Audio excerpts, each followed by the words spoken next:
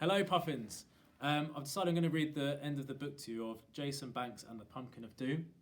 At this point, if you tell your parents or anyone in the room, siblings, what's happened so far in the story, if you just pause me for now, not you, pause me for now. That's it. Okay, we're going to do chapter 6. It's called Tea and Pumpkins. Jason stared at the pumpkins. Was it possible? Could Millie, quiet little Millie, be the person behind the pumpkin of doom? He was so surprised and so angry they couldn't speak for a moment. He kept staring at the field as they drove past and turned into the drive of Millie's house. Millie's dad stopped the truck and Millie jumped out. "You've still got one more guess," she said to Jason. Jason jumped out too. He was so angry that he wanted to thump Millie, but he couldn't, not with her dad standing there. "It was you," he shouted. "You did all those pumpkin things."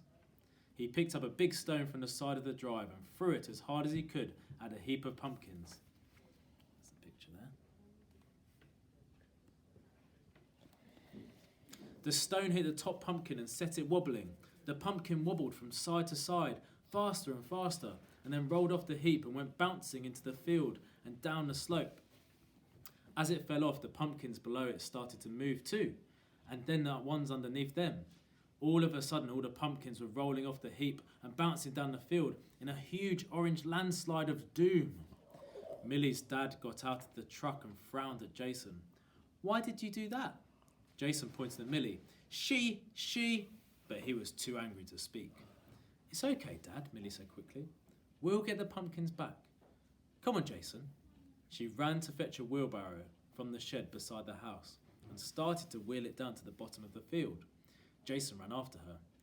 "Why?" he said. "Why were you so mean to me?" Millie kept walking along with the wheelbarrow. "You were mean to me," she said. "You pushed me over on the first day at school, and then you let me get into trouble for being late, and then what?" Jason said crossly. Millie grinned. "Then I kept having new ideas for the pumpkin of doom. I was having too much fun to stop." She stopped the wheelbarrow and started to pick up the pumpkins and put them into it. Jason didn't know what to do.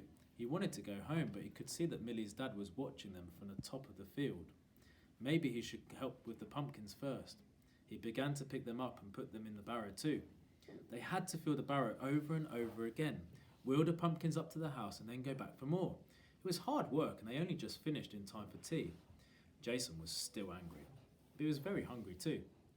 "I'll stay for tea," he thought. "Then I'm going straight home." "My mum's cooking a special pudding," Millie said as they emptied the barrow for the last time. Jason reached up and put the last 3 pumpkins on top of the heap very carefully. "What kind of pudding?" he said. Millie grinned.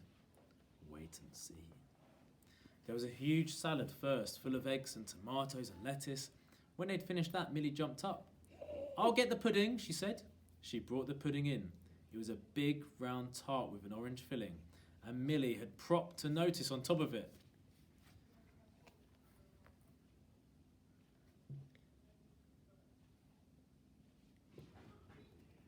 "I am the pumpkin pie of doom."